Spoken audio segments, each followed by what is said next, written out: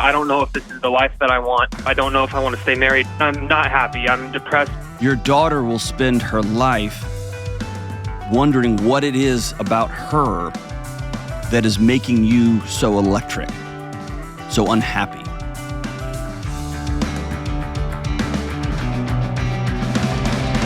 What is going on? This is John with the Dr. John Delony Show. So grateful that you joined us talking about your marriage and your parenting and your mental health and your emotional health and your kids and whatever else you got going on. We have a packed studio house today. That's not really true. But we do have some, and we have some parents and their kids. And my favorite thing, I mean, literally, I love it when my kids tell me they love me. And the second favorite thing is when parents and their kids come to watch the show. We always end up talking about something that's going to make lunch incredibly awkward. And I love it. It makes my heart feel good because they all know that everyone knows that they know that they know.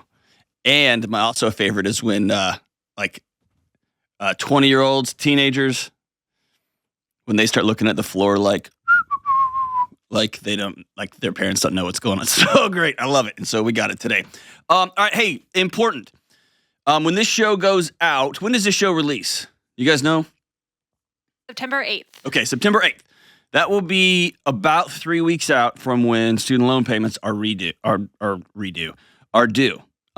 They're back in the world. We're going to get rid of them. They're all going to go away. They didn't go away. And I also co-host The Ramsey Show. I also receive emails by the gajillions and social media requests. People are terrified. They're so anxious they can't breathe. People have bought cars. They took jobs. They moved across the country. They bought homes. They made significant changes to their life with this idea that this burden would be gone, and it's not. And so on September 12th at 7 p.m., we're going to learn, my friends here, my colleagues here, Jade Warshaw and some others are going to do a live stream 100% free on what do you do now? How do you get rid of these student loans forever? There is no cavalry coming. There's no white horse coming to rescue you. You're going to have to pay them back. I've done it. It's awful. I paid back 6 figures. Jade paid back almost $500,000, her and her husband, 7 years. They just ground it out. So her and a couple other of my colleagues are going to be walking through what do you do? How do you get rid of these things forever? I'm sick of waiting on the government. I'm sick of waiting for all these things. Register today at RamseySolutions.com/student loans. And again, if you're anxious about what to do next, check that out. Okay, let's go out to Dallas, Texas, and talk to T-Money. Let's talk to Trent. What's up, Trent? Hey, how are you? Partying, man. What about you? Man, I'm doing all right. Thank you so much for having me on the show. I'm a huge fan. It's an honor to get to talk to you right now. I appreciate that, man. What's up? Hey, so I've been struggling for a while, probably the last 3 years, like a lot of people. And I'm just wondering, how do you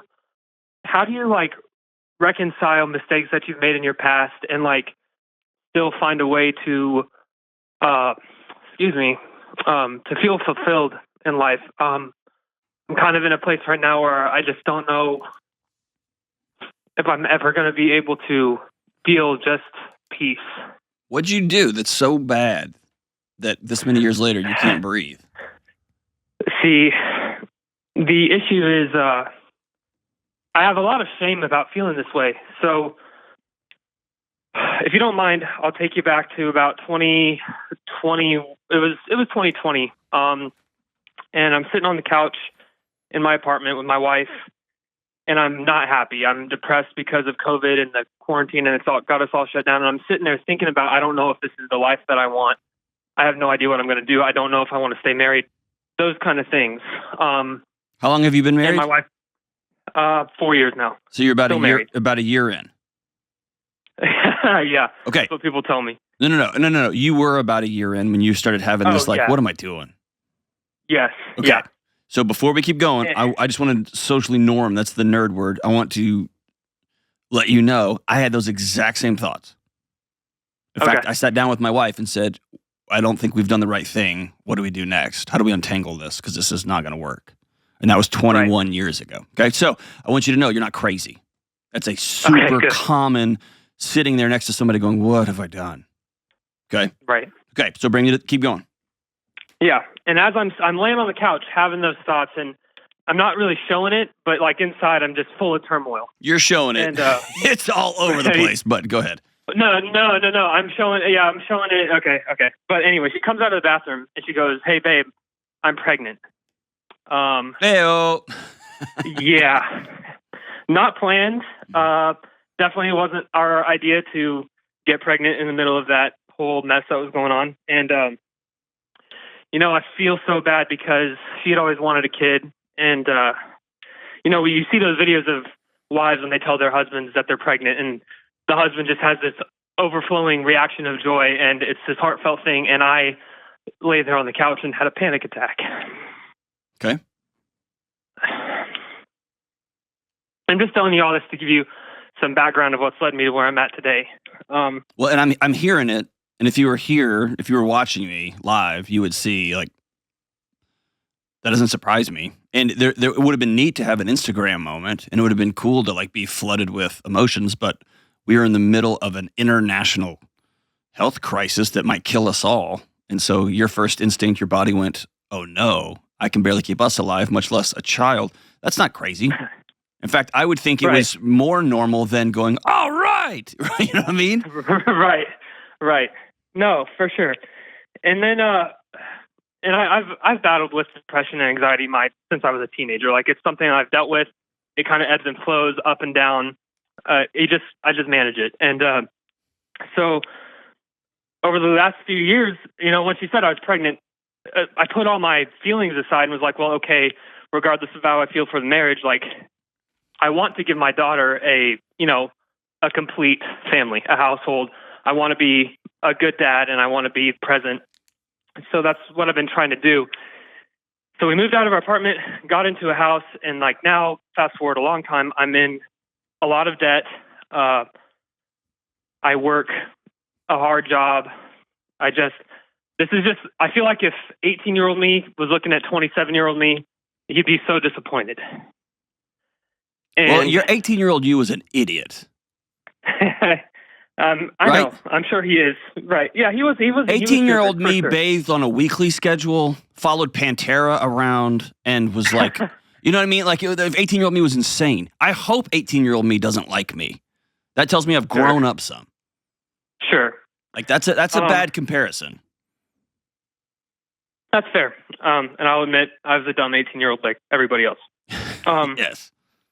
My dilemma right now is that I feel like I have this life that so many people really would want, and I'm so selfish that I can't find a way to just be content and happy in it. That's just what I'm dealing with. Okay. You've talked about wanting to take care of your wife. You talked about wanting to take care of your kid. What happened to Trent that Trent thinks Trent sucks? Why do you think so little of Trent that Trent is worth having a peaceful life? Which, by the way, is the greatest gift you can give your kid, is not a 5-bedroom house, but maybe a 2-bedroom apartment where there's peace, because that's what y'all can afford right now. Or maybe some significant serious marriage counseling, and your wife's got a role to play in this too, where y'all create a house that's full of warmth and laughter as much as possible in this crazy world. As opposed to, I'm going to make sure there's this Suburban and this thing and this style of backpack and this kind of lunchbox. And so I'm going to live as though I'm on fire so that we have this crap. You see what I'm saying? Like, what happened to Trent? Because Trent deserves so much more than the life he's allowing himself to live. I guess I'm still trying to find that. I feel like I've lost myself. And I don't think you ever had it, man. You could be right there as well. Because here's what it sounds like you're trying to do. It sounds like you're trying to get to a particular finish line, and that finish line might be number of cars, size of house, number of kids, a number of times you have sex in a week, net worth, whatever metric you're putting up for yourself as normal, whatever that's supposed to mean. And you're trying to achieve peace. And you've heard me say this a million times on the show, the crappiest part about making $100,000 for the first time is that you go with you. You're the one that cashes that paycheck. And if you don't like yourself with 40 grand, you are not going to like yourself with 100 grand. And you're going to hate yourself with $1 million. Yeah. No, it makes sense. And here's my can I be ugly for a second? Like pretty direct with you? No, please do. No, please do.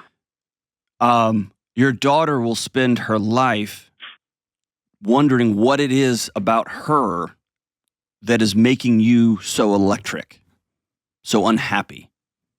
And my guess is you were put in a position to make mom and dad happy.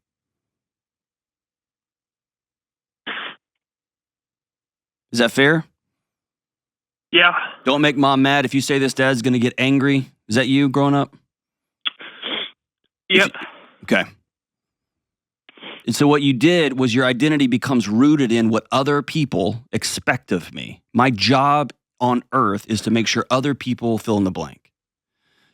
And that keeps you alive when you're a kid. And when you get older, you become untethered. And you start chasing, I need something to feel good. Does that make sense? So the question I'll ask you, man, like from the inside out, and don't be scared of the answer. You're not going to shock me. What do you want, man? Put aside the house, put aside the cars, put aside what do you want?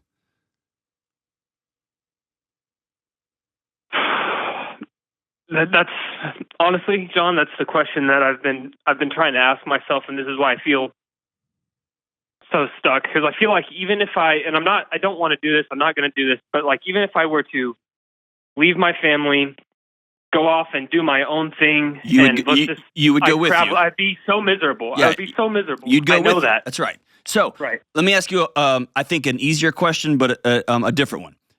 Not what do you want? Sure. People will go to counseling for years to answer that question. That's a hard question to answer. What do you want your house to feel like when you get home every day?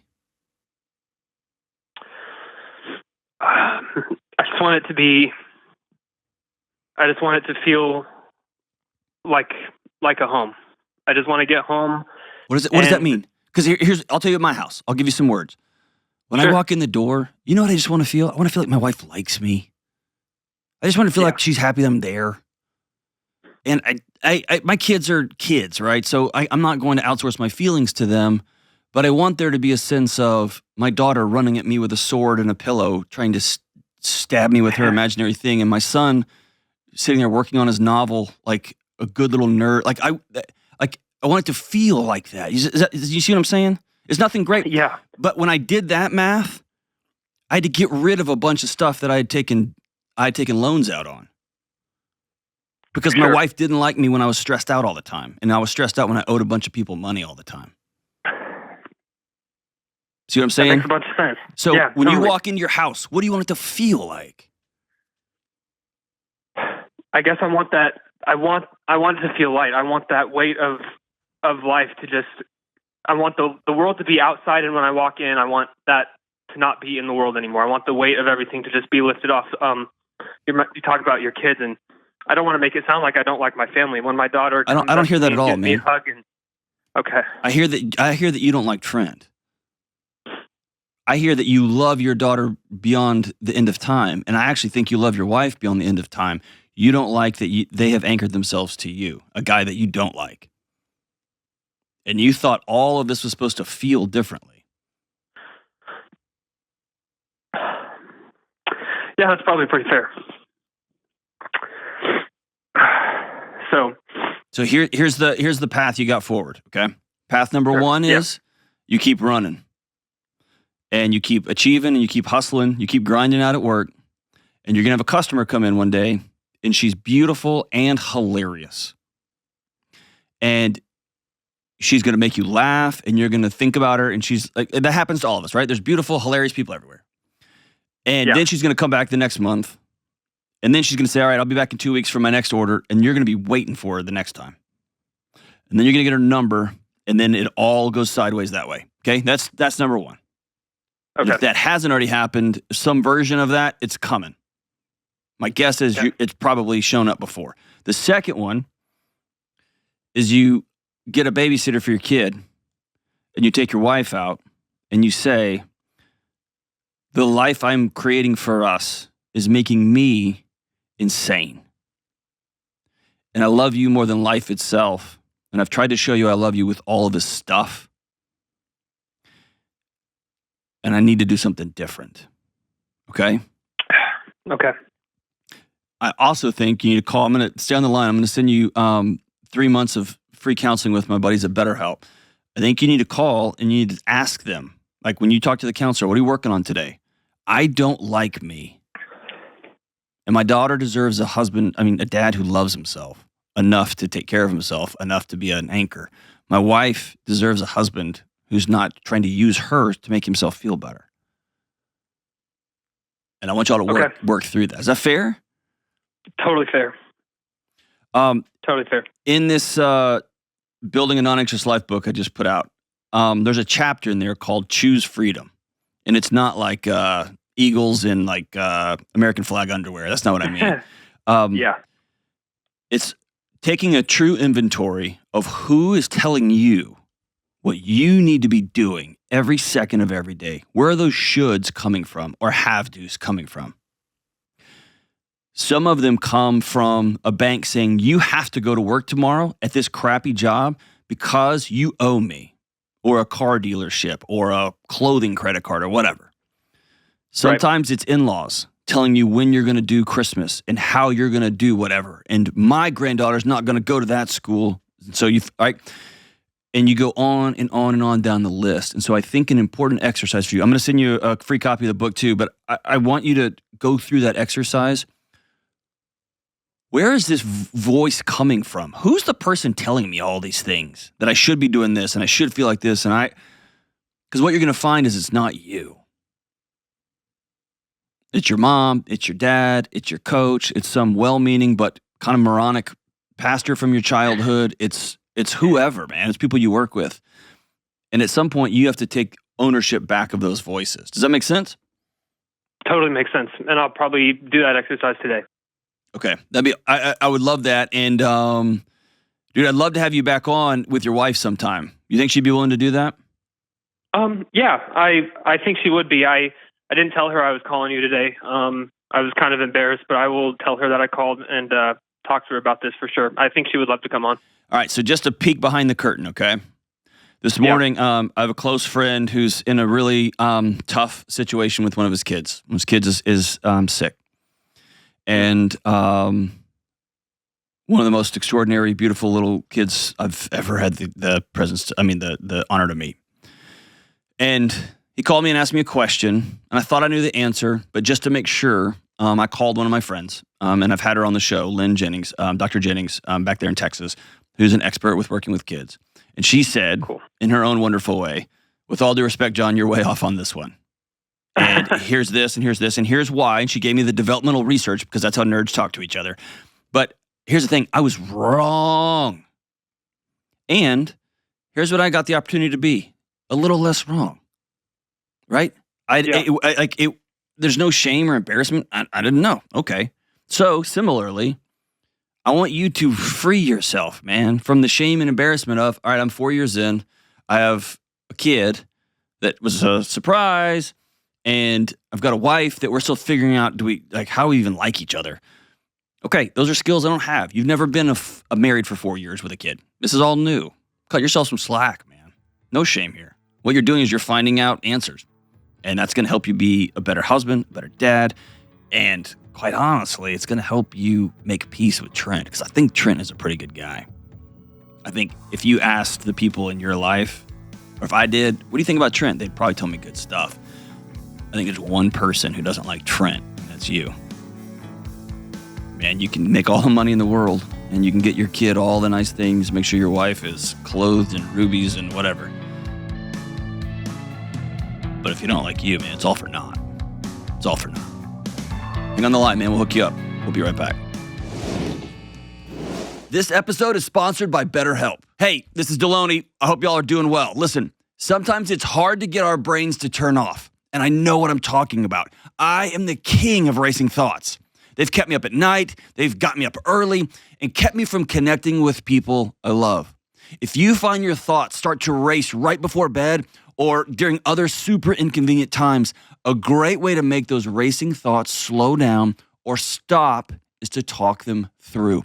And therapy gave me a place to do that so I could get off the negative thought treadmill, learn positive coping skills, set healthy boundaries, and find some mental and emotional peace.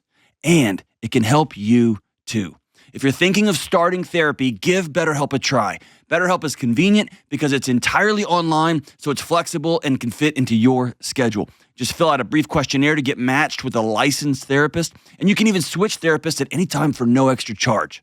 So take a break from racing thoughts with BetterHelp. Visit BetterHelp.com/Delony today to get 10% off your first month. That's BetterHelp, HELP.com/Delony. All right, we're back. Let's go out to Joe in Chicago. Hey, that kind of rhymes. All right, what's up, Joe? Hey, Dr. John. Thank you so much for taking my call. Of course. What's happening? I have a quandary. Quandary. Oh, that's a word that we've never heard on the show. I think this is the first quandary. Excellent. There you go. You can grab a nickel for that, too. My issue is, I grew up very Catholic, very obedient, without context. That was fantastic. Very Catholic. Okay. Yes. Okay. And you know, like... So you are great at following rules, and you do not ask questions. God. No, exactly that. And it's becoming an issue as an adult. Correct. And it has turned me into a people pleaser. It has turned me into a little success pursuing machine that is always tired, and it is ruining my relationship with people. Is this from church or is this from your parents? I think it's a little of both, to be very honest. Okay. My mom, who is a wonderful lady, she raised me as a single woman. My dad chose to leave. I'm smiling here. When you watch the YouTube, you're going to see me laughing just then. Anytime somebody says, my mom, she was amazing, and then there's always a but. Or my dad was so great, but... yes. I mean, they're your first love. They're your first nurturers. They're your first interaction with everything. And they can also be your first abusers, and they can be your first person who used you to make themselves feel better about themselves. It's all true at the same time, right? Yes, it is. Okay. And my father was an abusive individual, and my mother didn't want us growing around that kind of an environment. Good for her. So she left. She immigrated to the United States by herself with 2 toddlers. Woo! Mm-hmm. So she's a tough, strong woman, right? You got that right. Okay. You don't mess with her. And, being an adult, I recognize the hardships of that. I recognize not knowing anybody and taking your children and truly just relying on your faith and your tenacity to work and your mind. So as I grew up and I got older, I began to question things, as anybody does. And I became skeptical about a lot of things. And it wasn't until very recently I started realizing, am I being obedient or am I honoring my mother?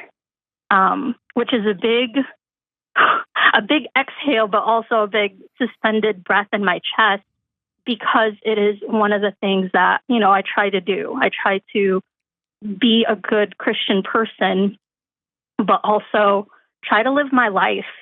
So obedience and honor are not one and the same. Mm-hmm.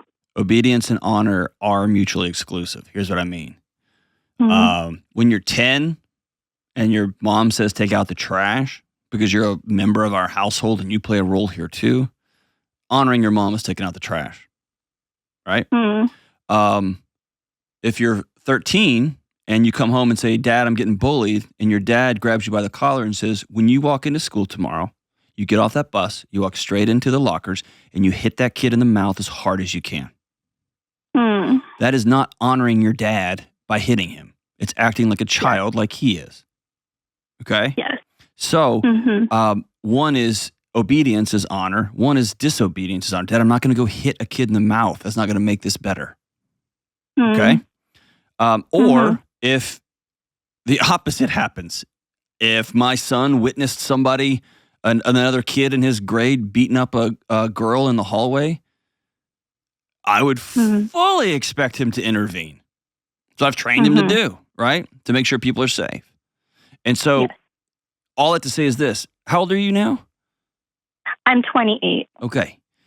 My guess is mom had a very rigid way of doing life because that's the only way she could survive. And that's the house you grew up in. You also grew up without a dad. You've got a lot of childhood trauma, okay? And the research on immigrant parents and first-gen kids and all that is both like really makes for really sexy headlines, and also those are scary houses to grow up in. Yes. Both and, right? It's cool to tell the story like, man, my mom made it. Whew, that was 20 years of whoa. And there's a lot of those stories that don't get told where mom didn't make it, right? So we know that. You lived through that. My guess is now mom is starting to tell you, continue to tell you how you're living your life and what you should be doing. And I'm your mom. Are you just going to disobey your mom? And the answer is honor. In this case, the best way you can honor your mom is to be well and whole.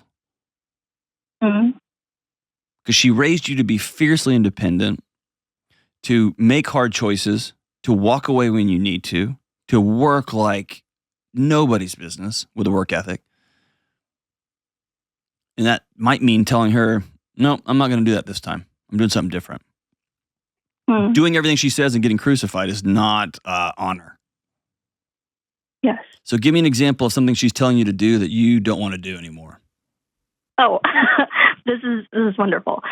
Because so far everything has been so family centered. I am the firstborn in accordance to, birth order, and I'm also the oldest girl.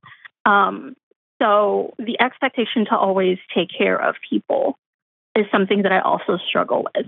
But recently, I finished my second to last semester of nursing school, so I'm entering that phase of my life. And she wants me to stay in our town, which I don't want to do. I've lived here for close to 28 years, 20 more so. And I don't want to be here. I feel that I have callings to go elsewhere. I feel like you need to go. I don't have community here. You need to go.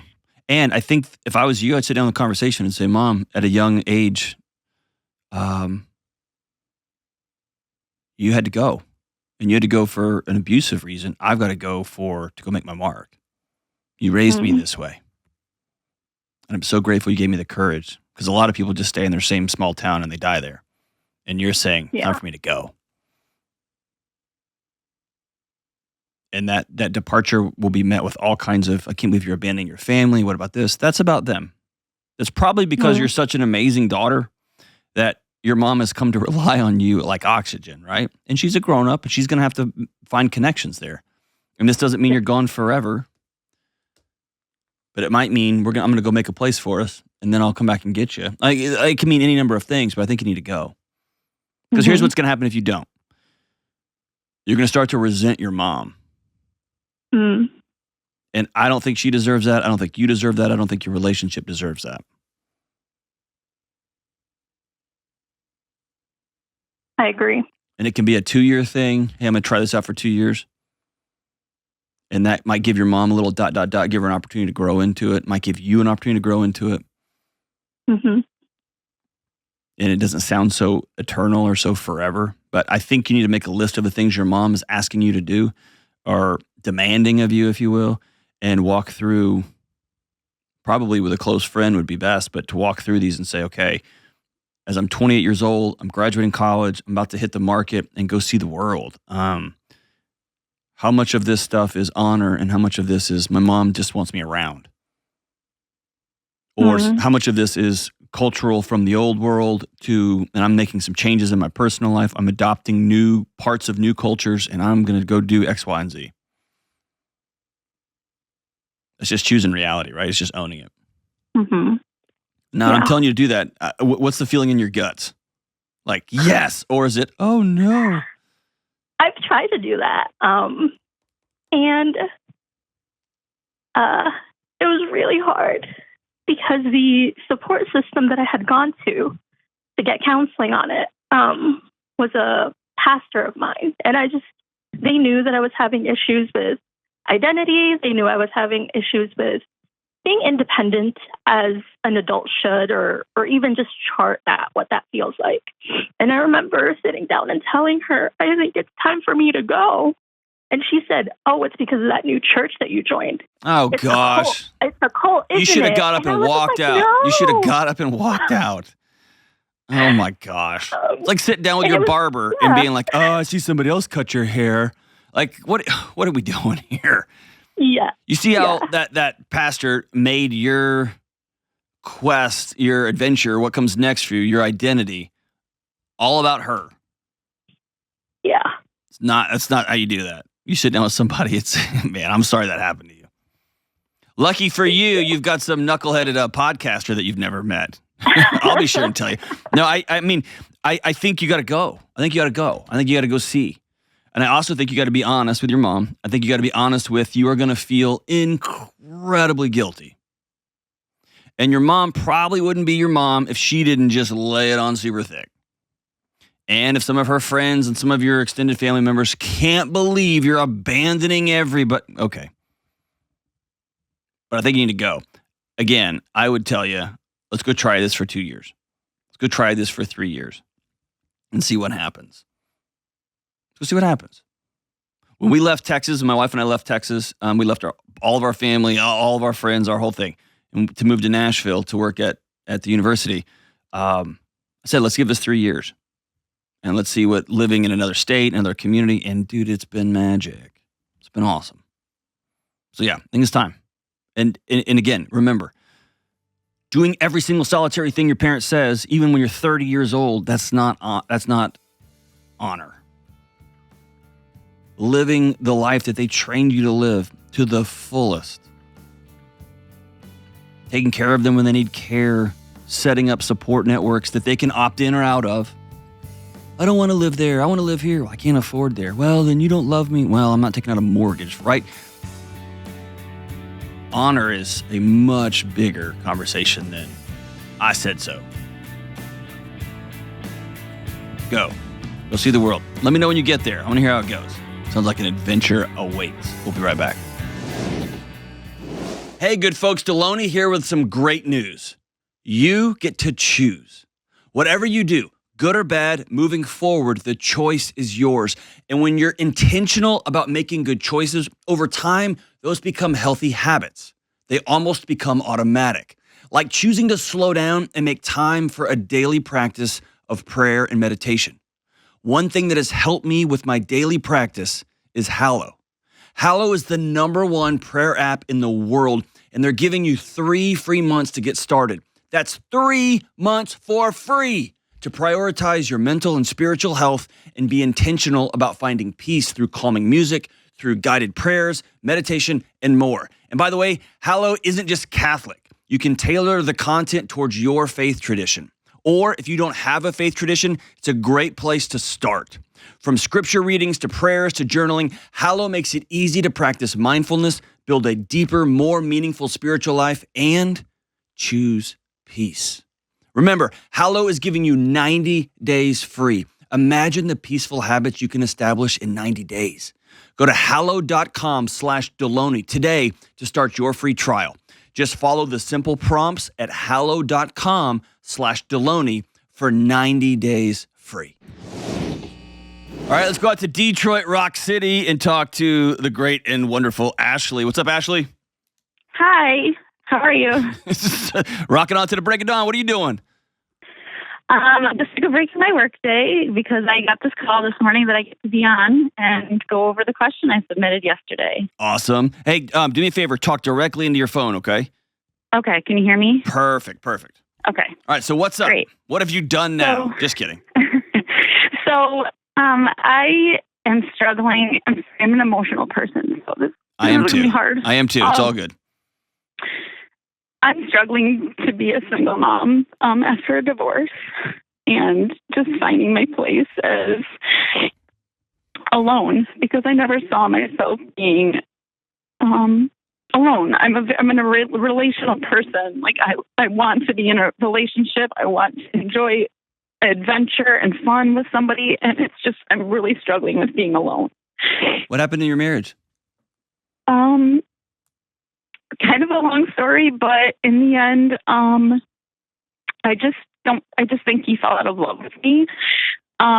He ended it. There was a lot of trauma that happened with my side of the family, and some things that happened that he wasn't happy with, and that he wouldn't support me through wanting to support my family. And so we butted heads a lot in the end. But also ultimately, I felt like he was pulling away from me and was a very avoidant and dismissive person. And so when we tried to go through therapy, resolving that and things needed more, really I was stuck on my love languages and that I need affection and words of affirmation, and he couldn't give that to me. I felt very alone. And so I don't know if it was me pressing that in, at the end, plus some of the things that went on with conflict with my extended family, he filed in the end. Did it surprise you? Did it surprise you? No, because he was kind of that way in the beginning. He was kind of he's in law enforcement, and he was just kind of more of a stoic, like didn't show his affection, but it just felt like it got worse when I lost my dad traumatically, and I lost my brother traumatically, and I just felt very much alone in that. And then when he tried to say that he didn't want anything to do with the rest of my family because of something that my brother had done, I just felt abandoned, I think. And I think I'm still struggling with that. Is there a chance that, you should be struggling with that. That's hard. Is there a chance that you left him too? I think he just filed the paperwork? I signed, yes, I did. He's the one that filed initially, and I begged him not to do it. But I know that when it was all said and done, May of 2022, a huge weight was lifted off my shoulders because of how he treated me. So I know that I was not with the person that I would have wanted to be with forever. Like eventually I might have ended things, but I wasn't raised that way. My parents were very happily married, so there's part of me that feels like I failed, and I failed my kids. But I do know that I'm happier now without him in my life. Okay. I just know it's causing me to struggle with where I'm at, single and feeling lonely.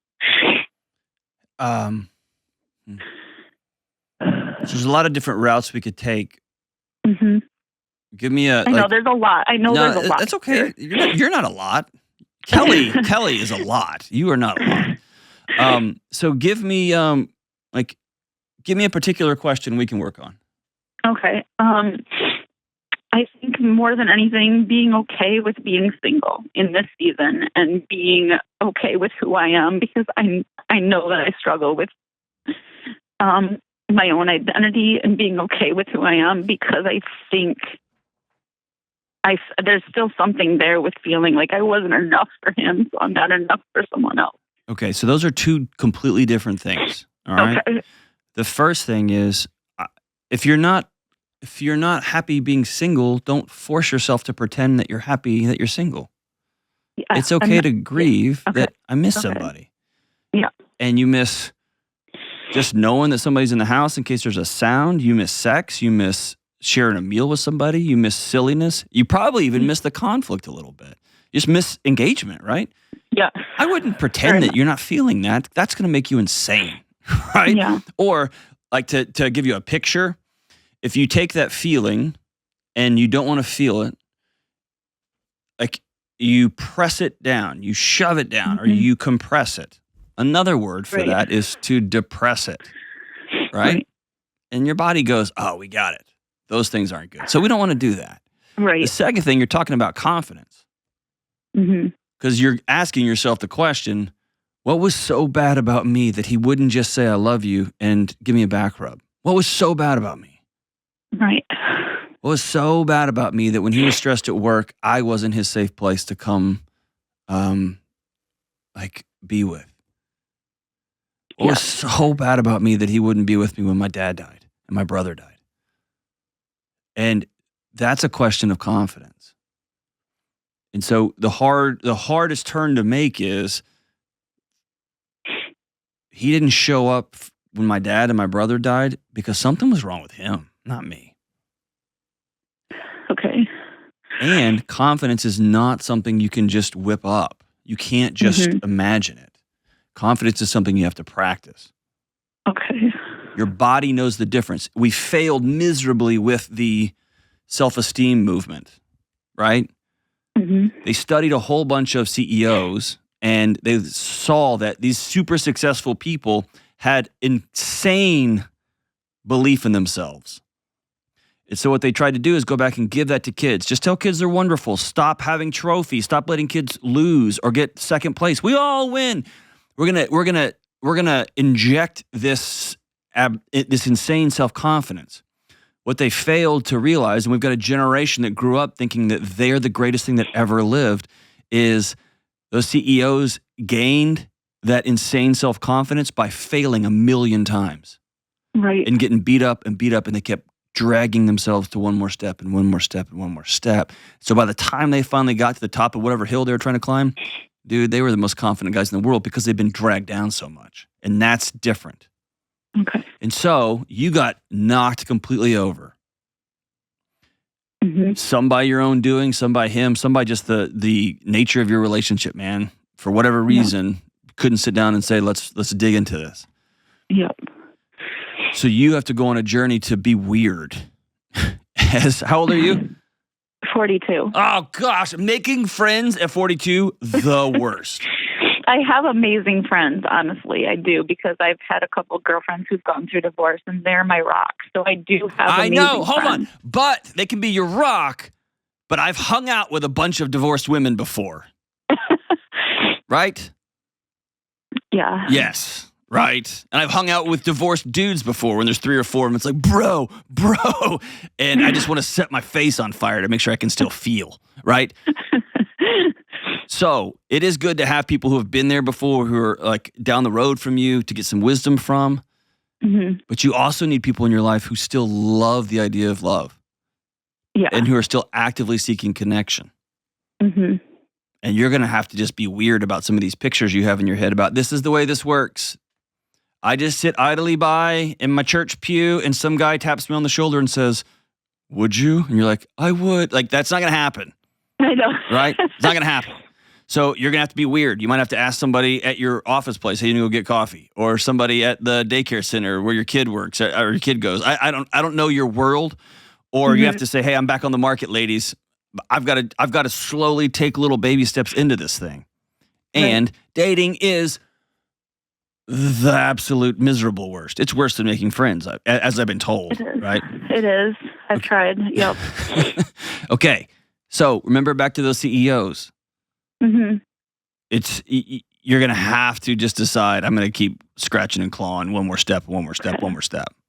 Because you're practicing confidence. And let's be super, super honest. Have you sat down and been reflective on what role you played in your marriage? Yes.